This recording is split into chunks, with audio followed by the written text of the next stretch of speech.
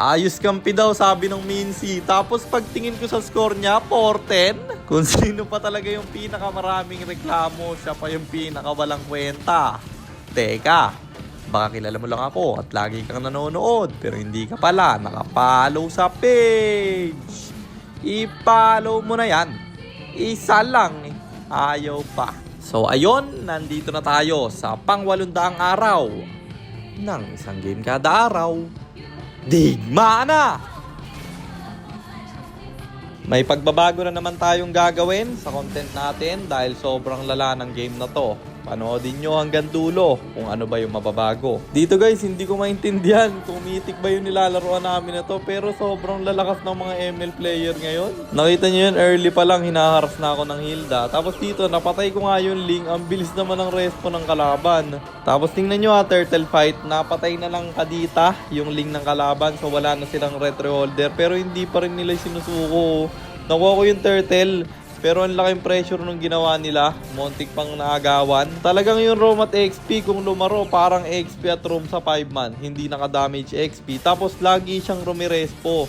Lagi siyang nasa turtle at lord fight. Napatay ko na naman yung Ling nila. Tapos napatay ko pa yung Cyclops. Hindi ko nga alam kung paanong pumapantay yung mga kalaban dito sa pinaggagawa ko sa kanila eh. Tapos dito, sobrang kunat nung Hilda. Pagtingin ko naka-justice na siya. Naramdaman niya siguro na wala akong damage sa kanya kanina. Kaya hinaras na naman ako. Nakuha ko yung red at may respong gagawin yung kampe. Mananakap ng Tigreal, nandyan pa yung Mia. Kaya wala nang nagawa pa yung Hilda. Pero kahit na napapatay ko siya, sobrang laking delay nung ginagawa niya sa akin. Gaya nun, nakuha ng kalaban yung turtle dahil dinelay niya ako. At dito, binigyan ko yung hinila ng Mincy pero masyadong makunat. Buti na lang ang lambot ng Ling, kaya yung Ling pa yung nabigyan tapos bounce na ako dyan. Nakakuha man ako ng isa, yung kapalit naman dalawa. Ang pinaka-iniisip ko dito, paano ko pipigilan yung Hanabi mamaya. Kasi nga nakasaber ako guys, hindi ko mananakap yan. Hindi ko yan mai-stun, may immune niya na first kill. Tapos, siya pa yung naka-shutdown sa akin. Kaya agad kong binabaan kasi masyado siyang napalalim. Kaso lang kinumit agad ng Mia yung ultimate niya. Tapos may Cyclops sa damuhan. Kita ko yung Cyclops dun eh. Ewan ko kung bakit hindi niya nakita. Siguro akala niya umuwi na. Tapos dito bumasag na lang ako sa gitna kasi masyado akong malayo. Hindi na ako aabot sa turtle na yun. Para at least may nakuha ko. Tapos wala rin naman retry holder doon. Nalasit lang talaga ng kalaban. At ang kunat ng Teresla guys. Para talagang 5-man lumaro yung mga to. Hindi 5-man mythic ha. Parang mga 5-man emo eh. Ang titigas eh. Tapos dito napatay ko yung Cyclops. Tsaka Ling. Medyo lumalamang na kami. At yung Lord, kukunin na sana. Biglang may Teresla na nagpi-flicker ya. Napatay ng Mia yung Teresla nila. Kaso napatay rin siya ng Hilda. Tapos nagpapa-lifesteal ako dito sa farm. Para makakontest pa rin ako. Ayoko kasing umuwi, baka ma-burst ng kalaban. Kaso lang, na-trap ako. Napatay nila ako doon. At puro error na. Namatay kaming 4 doon. Tapos sinubukan rumespo ng Kadita. Kaso wala na siya nagawa. At napatay pa siya ng Ling sa gitna. Pero nabawian ko rin naman. Kaso lang pag nakakapatay ako guys, wala na akong kawala. Hindi na ako pinapakot ng kalaban. Harley kasi dapat ako dito guys. Kaso lang nag last pick Hilda yung kalaban. Sobrang hirap mag Harley guys kapag naka-Hilda yung kalaban. Lalo na kanina hinaharas ako, diba? Kung hindi ako naka-saber, kawawa ako doon. Kaya rin saber yung naging decision kong gamitin kahit na may Hanabi sila. Kasi sabi ko, malakas naman yung Golden, pati yung mid, sila na bahala sa Hanabi na yan. Ang di ko naman inasahan, sobrang lalakas lahat ng kalaban. Lahat sila guys, walang buta sa kanila. Pati yung Cyclops, marunong eh. Dito napa-ulti yung Mia, kaya wala siya nagawa. Kung hindi, ibigay na lang yung Torre sa baba. Ewan ko guys kung hindi ba sila nakafocus, ba't ganyan yung nangyayari. Pero ako dito guys, binibigay ko yung best ko. At nabutas nga yung baba namin. Kung titingnan nyo rin yung score, ako lang yung nalalayo, 10-6. Pero lamang pa rin sa gold yung kalaban. At hindi na kami makakontest dito. Tinatry ko na lang Tomb Raid. Napatay ko yung Ling nila. Walang retry holder yung kalaban. Tapos yun pa yung nagbubuhat. Kaya naman, madedepensahan ng kampi ko ng madalian yung base. Tapos dagdag ko lang rin pala guys, wala kaming comms dito. Kasi nga, nung last na natalo yung 71 win streak ko, naisip ko na baka sa comms ko may mali.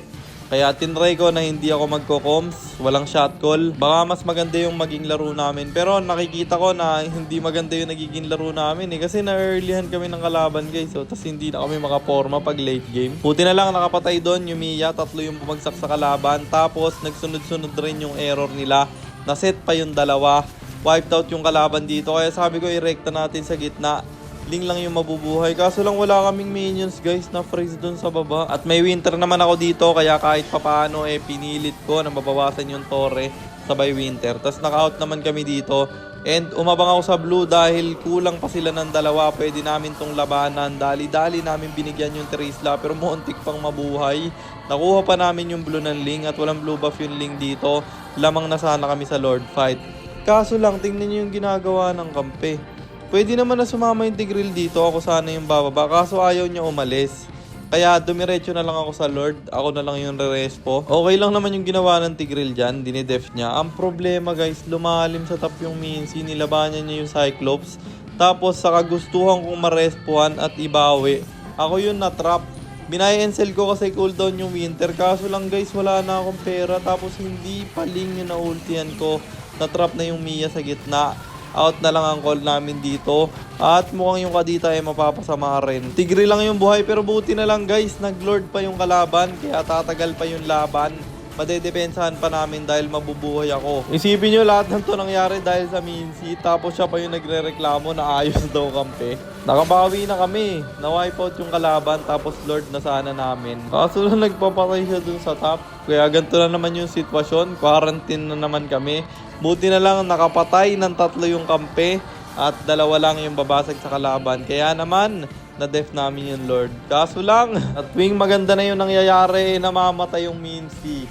Buti na lang, may trade na nagawa yung Kadita. Kaya 1-for-1 trade lang. At dito guys, ang ganda-ganda na ng abang namin. Check naman na nandun na yung kalaban, no? Kita sa mapa. Tapos yung Tigreal guys, hindi ko maisip kung ano yung ginagawa niya. Doon pa siya dumaan kung nasan yung mga kalaban. Kaya wala kaming magagawa kung hindi rumespo na lang. At may clash na magaganap dito. Sinit ng Tigreal yung Hilda sa may winter. Yan yung napapala kapag may item na winter tumatapang. At napapflicker out na rin siya. Nasayang pa yung ulti. Kaya sinubsub ko na lang para hindi na masayang yung set niyang ginawa. May buy and sell naman ako. Mabubuhay pa nga, kaso lang pinasok ng Mia guys. Kaya pa sana naming depensahan dahil 3 lang yung kalaban. Kaso lang pinasok niya mag-isa guys. One hit ako, wala akong magagawa doon. At sumusuko na sila. Hindi ko na rin naman kaya itong depensahan guys dahil 3. Meron pang Hanabi pero binibigay ko pa rin yung best ko para sana depensahan. Kaso wala na. At doon na naman magtatapos yung win streak natin.